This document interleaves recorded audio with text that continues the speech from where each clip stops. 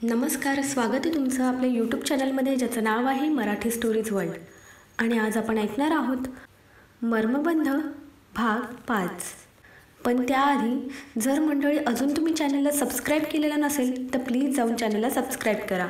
तसंच बाजूचं bell icon press करायला विसरू नका. त्यामुळे येणाऱ्या नवीन पार्टचं किंवा नवीन स्टोरीचं नोटिफिकेशन तुम्हाला मिळत जाईल. तसंच जर तुम्हाला व्हिडिओ आवडत असेल तर व्हिडिओला लाईक करा, छान छान कमेंट करा. चला तर मग सुरू करूया भाग 5. शेखर आणि अनु गप्पा मारत होते. दोघांकडे सुद्धा बोलण्यासारखं बरंच काही होतं, पण स्टार्ट कशी करावी दोघांनाही समजत नव्हतं. ते गप्पा मारत होते तोपर्यंत त्यांची ऑर्डर पण आली. दोघांनी जेवणाला सुरुवात केली. शेखर, गाडी घेतली सांगितलं नाहीस रे? अनुने विचारलं. मला वाटलं सरप्राईज द्यावं, पण तू काही आलीच नाहीस. मग काय करायचं? तुला माहीत आहे आज पहिल्यांदा ड्राईव्ह केलं आहे. कार घेतल्या दिवसापासून पार्किंगमध्येच उभी होती. म्हटलं तू पूजा केल्याशिवाय कार चालवायची नाही, म्हणून 3 महिने वाट पाहिली. शेवटी म्हटलं तू नाही येत तर आपणच जावं तुझ्याकडे, शेखर म्हणाला. अनु डोळे विस्फरून त्याच्याकडे पाहत होती. तू कारची पूजा पण केली नाहीस? तिने विचारलं. कार आणायला गेलो तेव्हा केली होती पूजा माईंनी, पण घरी आल्यावर नाही केली. आम्ही दोघेही तुझी वाट पाहत होतो. माई म्हणाली मालकीनबाईंच्या हातून पूजा होऊ देत. शेखर मालकीन या शब्दावर जोर देत बोलला आणि अनुला ठसका लागला. माईंची तब्येत कशी आहे? मनीष, सुजित आणि नक्षत्र सगळे कसे आहेत? अनुने विषय बदलला. सगळे मजेत आहेत. तुला खूप मिस करतात. नक्षत्र सारखी आठवण काढते तुझी, शेखर बोलला. अनु, आईस्क्रीम कॉम्पिटिशन हो जाए आज, शेखर बोलला. नेकी और पूछपूछ, अनु म्हणाली. आणि दोघांनीही मन भरेपर्यंत वेगवेगळ्या फ्लेवर्सवाल्या आईस्क्रीम खाल्या आणि नेहमीप्रमाणे विनर अनु मॅडमच झाल्या होत्या. डान्स? आईस्क्रीम खाऊन झाल्यावर शेखरने अनुकडे हात केला. तिनेही तिचा हात त्याच्या हातात दिला आणि ते दोघेही त्या सॉफ्ट म्युझिकवर डान्स करत होते. शेखरला उत्सुकता होती अनुला प्रपोज करायची, तर अनुला भीती होती जर शेखरने प्रपोज केलं तर. तिला माहीत होतं शेखर तिला लाईक करतो ते. बॅकग्राऊंडला म्युझिक चालू होतं. जादू भरी आँखों वाली सुनो तुम, ऐसे मुझे देखा न करो. इथे थोडंसं वेगळं होतं. जादूभरी नजर शेखरची होती आणि त्यात अनु तिच्याही नकळत हरवत चालली होती. शेखर तिच्या डोळ्यांमध्ये पाहत होता. प्रेमाचा सागर त्याच्या नजरेतून ओसंडून वाहत होता. 4 महिन्यांच्या विरहानंतर तो तिच्या इतक्या जवळ होता. तिच्या डोळ्यांमध्ये हरवला होता. अनु मात्र त्याच्या डोळ्यांमधले भाव पाहून गडबडली होती. ती त्याची नजर टाळत होती. असं असलं तरी तिच्याही नकळत ती कधी त्याच्या नजरेत गुंतली तिलाही समजलं नाही. म्युझिक बंद झालं आणि शेखर गुडघ्यांवर खाली बसला. त्याने खिशातून डायमंड रिंगचा बॉक्स काढला आणि अनुचा हात हातात घेतला. तो तिला रिंग घालणारच होता की अनुने त्याच्या हातातून हात सोडून घेतला. शेखर गडबडला. काय झालं अनु? मी काही चुकीचं वागलो का? त्याने प्रश्नार्थक नजरेने तिला विचारलं.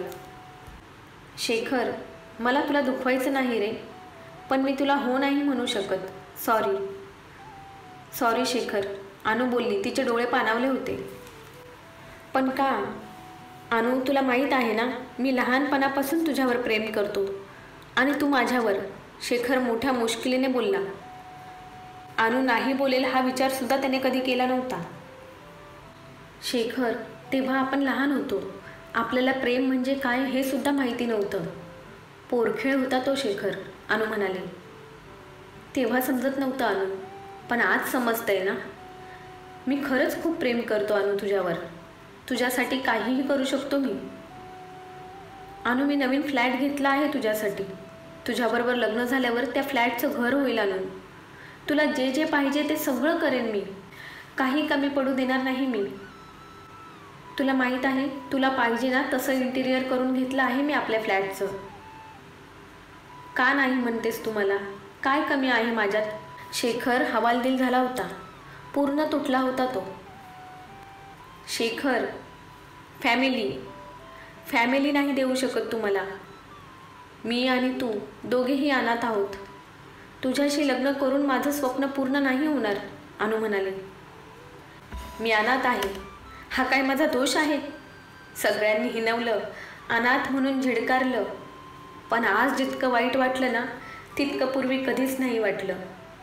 अनु, मला कधीच वाटलं नव्हतं तू सुद्धा इतरांसारखी मला सोडून जाशील, शेखर म्हणाला.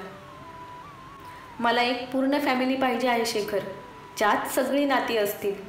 मी जसं जीवन जगले ना, तसं मला माझ्या मुलांना नाही द्यायचं. माझं दुसरं कुणावर तरी प्रेम आहे शेखर, आणि मी त्याला हो म्हटले आहे. काही दिवसांमध्ये आम्ही लग्न करणार आहोत, अनु बोलत होती. शेखरचे डोळे मात्र त्याच्या ताब्यात नव्हते. कितीही अडवायचा प्रयत्न केला तरी वाहत होते ते. आज त्याची स्वप्न, त्याचं भविष्य सगळं त्या आसवांसोबत वाहत होतं. तो स्तब्ध उभा होता. घशातून आवाज निघत नव्हता. तिचं दुसरं कुणावर तरी प्रेम आहे हे त्याला सहन होत नव्हतं. अनुला सुद्धा त्याची अवस्था समजत होती, पण त्याला धीर देऊन त्याच्या अपेक्षा तिला वाढवायच्या नव्हत्या. स्वतःला कमजोर पडू द्यायचं नव्हतं तिला, म्हणून ती तडक तिथून निघाली. तिने मागे वळून सुद्धा नाही पाहिलं. शेखर मात्र ती गेली त्या दिशेला पाहत होता, ती दिसेनाशी होईपर्यंत. त्यानंतर मात्र त्याचा सहनशक्तीचा बांध सुटला. तो खाली गुडघ्यांवर बसून रडत होता. कसा बसा तो त्याच्या रूमपर्यंत गेला. कधीही ड्रिंक न करणाऱ्या शेखरने मात्र त्या दिवशी इतकी घेतली होती की त्याला कशाचीच सूद नव्हती.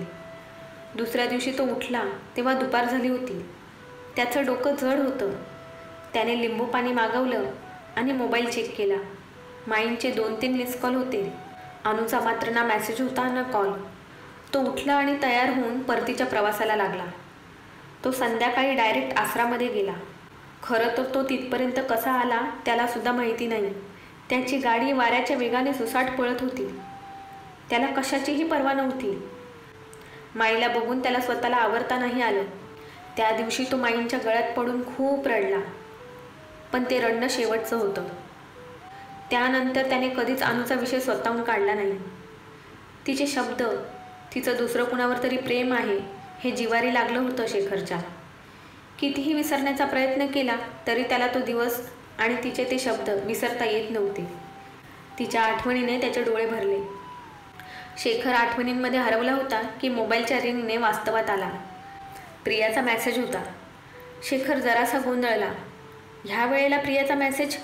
तो स्वतःशीच बोलला, कारण मेसेज ग्रुपवर नव्हता, त्याला पर्सनल केला होता.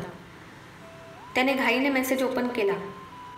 हाय, तुम्ही फ्री आहात का? मला तुमच्याशी जरा बोलायचं होतं, प्रियाने मेसेज केला होता. हो बोल ना, फ्रीच आहे आता, शेखरने रिप्लाय दिला. माझ्या फ्रेंडचा बड्डे आहे उद्या. तिला तो आसरामध्ये सेलिब्रेट करायचा होता, पण वर्किंग डे असल्याने उद्या पॉसिबल होणार नाही. ती संडेला सेलिब्रेट करायचं म्हणत आहे. संडे चालेल का आम्ही आलो तर? प्रियाने मेसेज केला. हो हो, का नाही, ये ना संडेला, शेखर म्हणाला. Thank you, but at which time we should come? प्रियाने विचारलं. कधीही ये, ह्या संडेला तसंही कोणी विजिटर्स येणार नाही आहेत, शेखरने रिप्लाय दिला. ओके, तुम्ही असाल ना संडेला तिथे? प्रियाने विचारलं. हो, मी असेल, आणि माईंना सुद्धा सांगून ठेवतो, त्यांना सुद्धा आवडेल तुला परत भेटायला, शेखर म्हणाला. चालेल, thank you, bye, good night, Priya म्हणाली.